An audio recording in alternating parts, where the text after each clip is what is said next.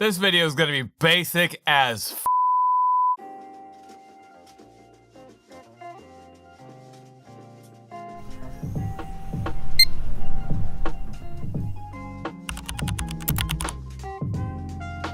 What's going on, everyone? I'm John from Hobbyist PCs, and today we are taking things back to basics. In other words, I'm gonna be showing you guys how a PC works at the most fundamental level, basically demonstrating the entire process. You're gonna learn about input, processing, storage, and output. Those are the four main things that you're gonna learn about. Let's get started at that.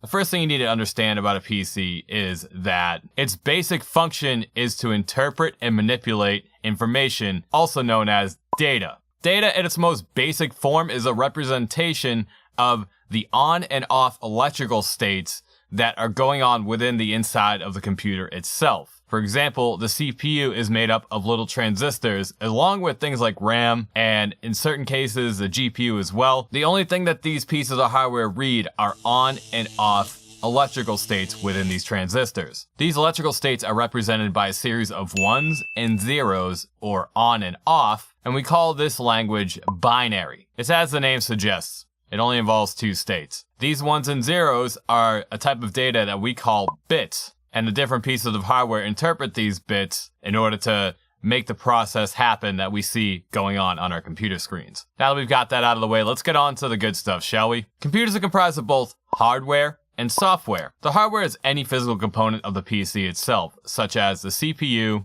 RAM, hard drive, GPU, all that stuff. We're going to get to what all those things are a little later, but that's all you need to know about hardware. Pretty straightforward. Software, on the other hand, are a series of instructions comprised of data, or bits, on and off states, that are interpreted by the CPU, or in some cases the GPU, to create instructions that allow the hardware to run properly. Basically, think of it like this. Software can't run without hardware. Hardware can't run without software. They both are necessary in order for the process to work. Most average consumers nowadays use what are called personal computers, or PCs. You're going to get a lot of acronyms, guys. Be patient. These usually come in the form of desktop, those PCs that you see with towers and separate monitors, or laptops, of course, the more portable version of a desktop. And in some ways, you could almost say that a smartphone falls under the PC category, considering that they both use very similar technology. There are some caveats to that, but we're not going to get into that today. But that's not the only kind of computer that we have out there. There are, of course, servers. If you don't know what a server is, it's basically a specialized type of computer that is designed to store and send large amounts of data en masse to multiple users across a network. Of course, if you don't know what a network is, it is simply a chain of devices that are connected to each other, at its most simplest term. We're not going to get into that today. That's another video for another time. Servers can be responsible for providing things such as web storage, cloud services, or even allowing you to access websites, because the websites need some place to store their information in order for you to actually view it. Online games are another type of service that would use a server as well. Of course, they use that to try to create a more suitable gameplay experience for some people who demand certain types of performance in their game. Servers are kind of complex to talk about at the moment, so what we're going to focus mainly on personal computers, which is what most of you probably have at home. So why don't we go ahead and just talk about the different hardware components that are inside of a PC. Let's start off with the chassis, otherwise known to most as the case. Basically, the chassis is responsible for housing all the components of a PC and allows you to keep everything in a contained area. Now, by no means is a case required, but you might want to consider getting one if you don't want it to be susceptible to dust, or perhaps you don't want it to be exposed to things like house pets, or perhaps you just want to take advantage of things like airflow within a case, which can help keep your components cool. In short, by no means is the case necessary in order for the PC to work. However, it is highly recommended if you want to keep your components safe. Onto the motherboard, otherwise known as the MOBO by PC enthusiasts and technicians. You can almost think of the motherboard as a bridge between all of the components within the PC itself. The motherboard has a series of connections and slots and connectors that allow the components to communicate with each other. That way they can work in tandem with each other and actually perform the functions that are necessary to make a PC work. Motherboards come in varying sizes, also known as form factors. I'm not going to get fully into what all the different sizes are because there are many of them, but the main ones you're probably going to run into are MITX, MATX, and ATX form factors, going from smallest to biggest there. And the kind of case you're going to want to put all your parts in is going to need to accommodate a motherboard of that size or that form factor. Bigger motherboards or bigger form factors accommodate more features usually, and smaller form factors might be smaller and take up less space, but typically don't have as many features as bigger full-size motherboards. Next, we've got the power supply, also known as the PSU/power supply unit. It does exactly what you think it does. It supplies power to all the components inside of the PC and is 100% required if you expect your PC to work. PC components run on certain amounts of voltage, and the power supply ensures that all the components get the proper delivery of voltage required in order for the parts to work properly. And if there's one big piece of advice I can give you about power supplies is don't cheap out on them. Trust me. Next up, we got the Central Processing Unit, also known as the CPU, as most of you guys will probably see it called. The CPU is typically referred to as the brain of the computer, and in some respects I would say that's correct. However, I think of it more as a calculator, because its main function is to perform calculations. At the same time though, it does also send and receive instructions from other components, so in a sense, it's kind of like a brain because it's pretty central to a lot of the functions that go on within the PC. But to kind of briefly summarize what exactly a CPU does, it interprets the data that's being sent into it, and then it's executing a form of instructions that it sends to different components on the system. Next, we have random access memory. You guys probably know this. RAM. RAM is a form of volatile or temporary storage in the system. It works in tandem with the CPU, and that's because RAM has the ability to send information fast enough for the CPU to process. The reason why RAM is considered volatile is because RAM requires power to be delivered to it at all times in order for it to store data. Once you cut the power off, that data is lost completely. And you're probably thinking to yourself, why not just use storage? It doesn't seem to lose data when you lose power. Well, we're gonna get to that in just a moment. Speaking of storage, why don't we talk about that a little bit? There are many different kinds of storage that you might find on a PC. Most commonly, you might find hard disk drives, or HDDs. You can almost think of it as like a stack of CDs inside of a box.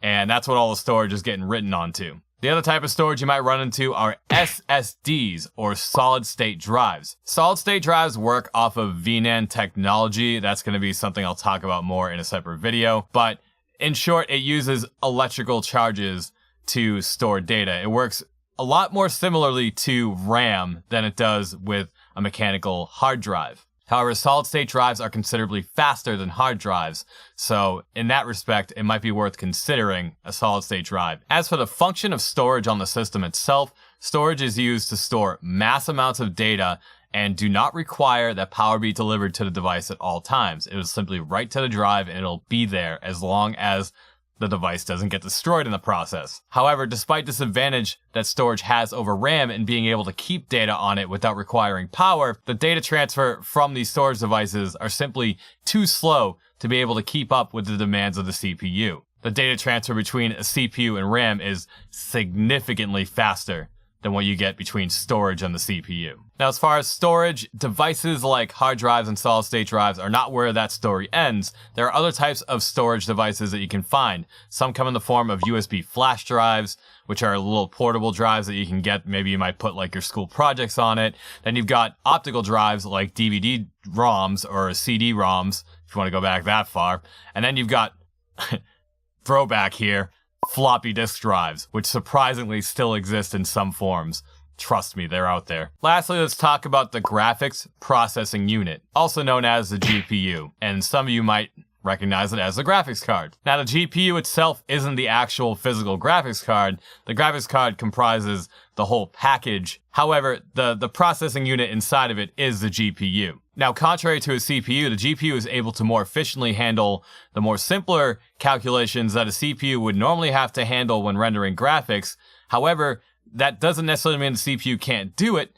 It just simply means that it takes the load off of the CPU so the CPU can perform more complex functions. So in some regards, you could think of the GPU as the grunt of the PC. It does all the simple, heavy lifting load that the CPU would otherwise have a harder time keeping up with than the GPU. Now, even though the GPU is not technically required in order for a PC to work, it is highly recommended that you have some form of a GPU on your system, so that way your CPU doesn't get bogged down by the graphics rendering load that would be required, especially with today's modern day operating systems. And of course, let's not forget some of the various input and output devices that get attached to a computer that allow you to interact with it. Now, the input devices on a computer are responsible for basically translating physical input into digital information that a PC can translate. Some examples of these are a keyboard, a mouse, a webcam, a microphone. All these sorts of devices are responsible for providing input that allows the PC to translate it and create something that allows the user to interact with it. Output devices, on the other hand, take the information that's processed by the CPU and it is converted into a physical output that the user can interact with. Some small examples of this would be monitors, RGB strips, speakers, printers. All these sorts of devices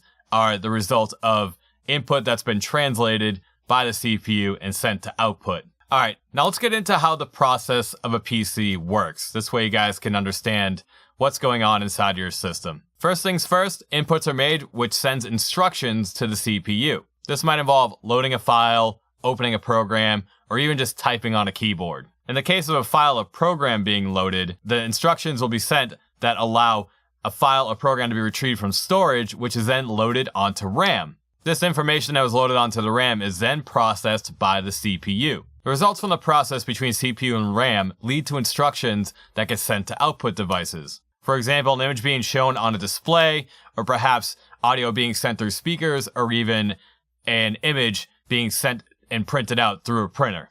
Any instructions after that that aren't needed by the CPU are either sent back into RAM for later use or are sent back into storage in order for the program to grab later or in order for the user to access at another time. Now, of course, this process sounds like a lot on the surface, but it all happens so fast. You're talking about megahertz, or in this case, we're at gigahertz now. We're talking about millions of instructions being executed within 1 second.